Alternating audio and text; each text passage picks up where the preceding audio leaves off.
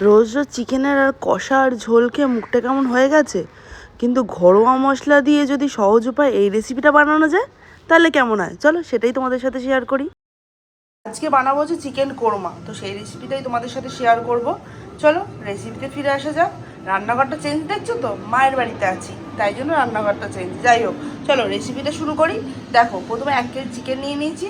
এবার এটাকে দলাই মশলাই করে মাখতে হবে, তো তার জন্য কি করতে হবে, মশলা অ্যাড করতে হবে। কী কী করতে হবে, এই যে 1 কাপ টক দই নিয়ে নিয়েছি, এই যে গরম মশলা নিয়ে নিয়েছি, এই যে দেখো গরম মশলা, আদা রসুন পেস্ট করে নিয়েছি। এইটা দিয়ে এখন এটাকে দলাই মলাই করে এখন মাখা হবে। আর তার সঙ্গে নেব হচ্ছে স্বাদ মতো নুন আর কাশ্মীরি লঙ্কার গুঁড়ো 2 চামচ।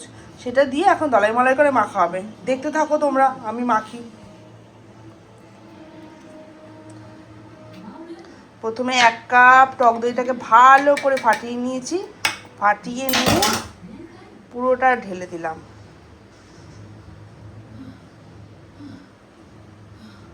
গরম মশলাটা আমি দিয়ে দিচ্ছি, প্যাকেটে করে দিচ্ছি, এটা 2 চামচ মতো দিলেই হবে।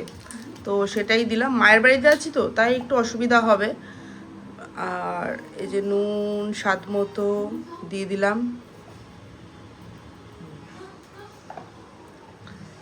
আর আমি আদা রসুনটা পেস্ট করে এর মধ্যে রেখেই দিয়েছিলাম, আর আদা রসুনটা পেস্ট করে রেখেই দিয়েছিলাম। মোটামুটি এটা দিয়েছি হচ্ছে তোমার 4 চামচ মতো। আদা রসুনটা পেস্ট করে 4 চামচ মতো আদা রসুন দিয়ে দিয়েছি। দিয়ে এটাকে এখন ভালো করে এখন মাংসকে মাখাবো। মাংসের দলাই মলাই করতে হবে তো নাকি, সেটাই আমি করছি। করে এটা আধ ঘন্টা রেস্টের জন্য। তোমরা ঘুমিয়ে পড়বে এটা করে? না না, ঘুমিও না। এই যে আমি পেঁয়াজ কেটে রেখেছি, কিন্তু তোমাদের তো পেঁয়াজ কাটতে হবে।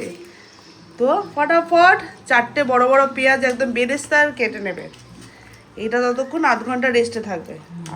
আর যদি আলু দিতে চাও তা আলু দেবে, আর আলুটা হচ্ছে অপশনাল, আলু দিতেই হবে এরকম কোনো কথা নেই। আলুটা তোমরা চাইলে দেবে, না চাইলে নাও দিতে পারো। দেখো পুরো একদম যেন প্রত্যেকটা মাংসেতে ঢোকে সেরকম করেই মালিশ। তো আমি সর্ষের তেল নিয়েছি, তোমরা চাইলে সাদা তেলও নিতে পারো। দিয়ে একটু তেলটা গরম হতে দেবে, চেক করে নেবে গরম আছে কি। দেখেছো, আগে কড়াটা প্রিহিট করে নিলে না গরমটা খুব তাড়াতাড়ি হয়ে যায়। দিয়ে আঁচটা কমিয়ে এবার পেঁয়াজগুলো ঢেলে নিতে হবে। দাও, গ্যাসটাকে বাড়িয়েই এটা করতে হবে। ভালো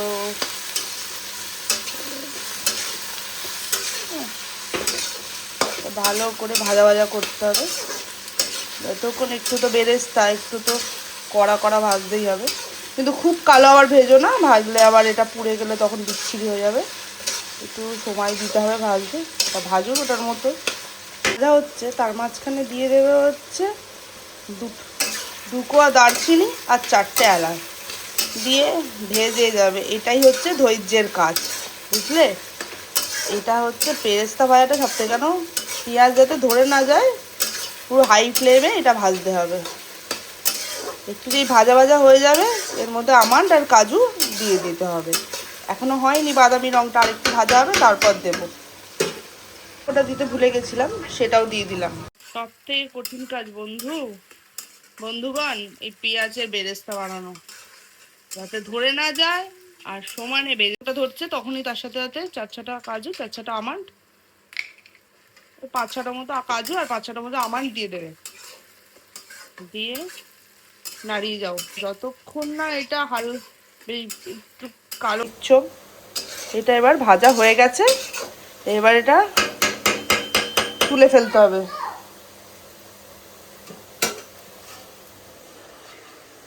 ঠান্ডা করে তুলে ফেলতে হবে বস, তাহলে তেলটা তো ঝরে পড়বে। এটা খুব কালো হবার করবে না, তাহলে কী হবে বলো তো, তাহলে এটা কিন্তু পুড়ে ছাই হয়ে যাবে, আর পুড়ে গেলে বেরেস্তা ভালো লাগবে না। তো সেই কারণে এইটাতেই এবার তুলে ফেলতে হবে। এরকম ছান্তা করে তুলছি, তাহলে তেলটা ছেঁকে যাবে, সুবিধা হবে। দিয়ে এবার এটা একটু ঠান্ডা করতে দিতে হবে।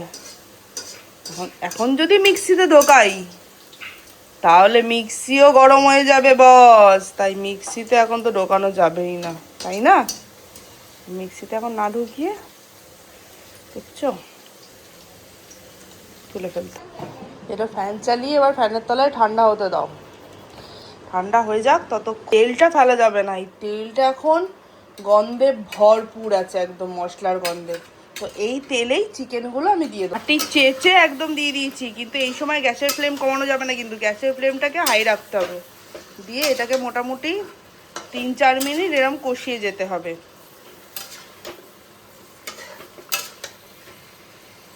3-4 মিনিট একটু কষানোর পরই মশলাগুলো ঘরোয়া মশলা দিয়ে আমি কোরমা করেছি, কোনো হ্যাপা নেই। ঘরোয়া মশলাগুলো দিয়ে দেবো, রেগুলার যা মশলা ইউজ করি।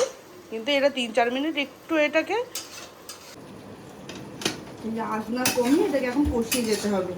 10-12 মিনিট কষানোর পর ততক্ষণে মশলাটা ঠান্ডা হবে। ঠান্ডা হলে ওটাকে এবার ওটাকে পেস্ট করে নেবো।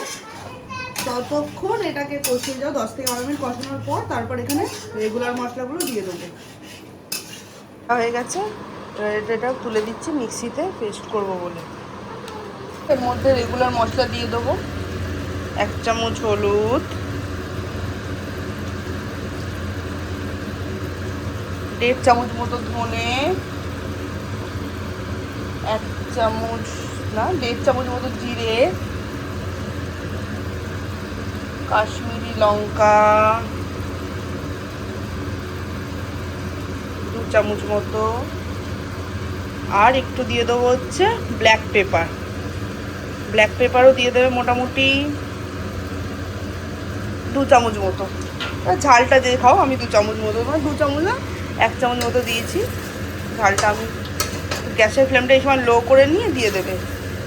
দিয়ে এটাকে আরেকটু কষাতে থাকবে, একটু হোক, একটু মশলাগুলো মিশুক, ততক্ষণ আমরা পেস্টটা করে নিই। ঝালের জন্য 2টো কাঁচা লঙ্কা দিয়ে দিলাম। ঝাল তোমরা বেশি খেলে একটু কাঁচা লঙ্কার পরিমাণটা বাড়াতে পারো, বাট আমি ঝালের জন্য 2টোই দিলাম, মানে এই লঙ্কাগুলো ভীষণ ঝাল। তো এটাকে পেস্ট করে নেবো। চলো করে দিয়ে দিতে হবে এই মশলাটা। এই মশলাটা রান্না কিন্তু হয়ে এসছে বন্ধুগণ।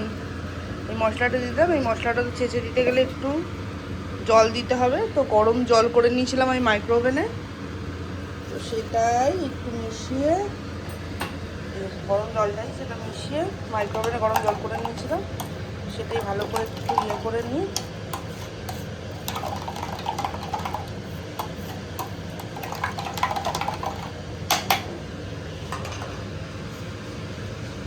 জলটাও দিয়ে দাও, দিয়ে এটাকে ভালো করে কিছুক্ষণ সেদ্ধ হতে দাও মাংসটা। এবার কত সহজ পদ্ধতিতে বা ঘরোয়া পদ্ধতিতে চিকেন কোরমা রেডি। এবার এটাকে হতে দাও কিছুক্ষণ।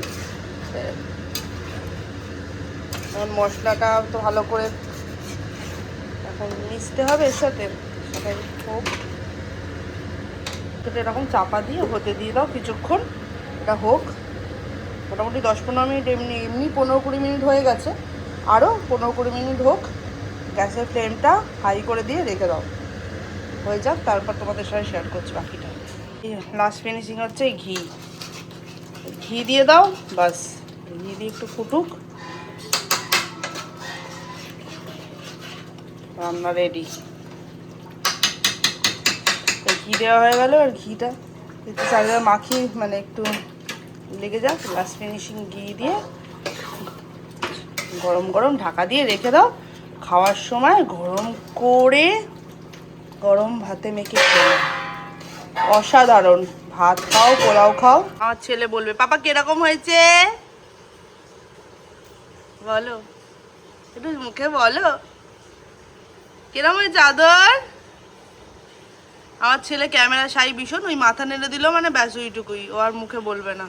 টেস্ট করবে সবার প্রথম যে টেস্ট করে ঘরের প্রত্যেকবারই, তাকেই জিজ্ঞেস করতে এসছি। যদিও সে ক্যামেরা সাই জানি না কতটা বলবে, তবুও দেখি। ও আদর কেমন হয়েছে আদর?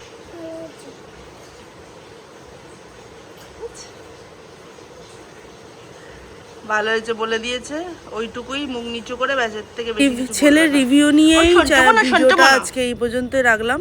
ভালো লাগলে একটা লাইক করে দিও, আর চ্যানেলটা সাবস্ক্রাইব করে দিও, তাহলে আরও নতুন নতুন ভিডিও আপডেট পাবে। আজকের মতো টাটা, সবাই ভালো থেকো।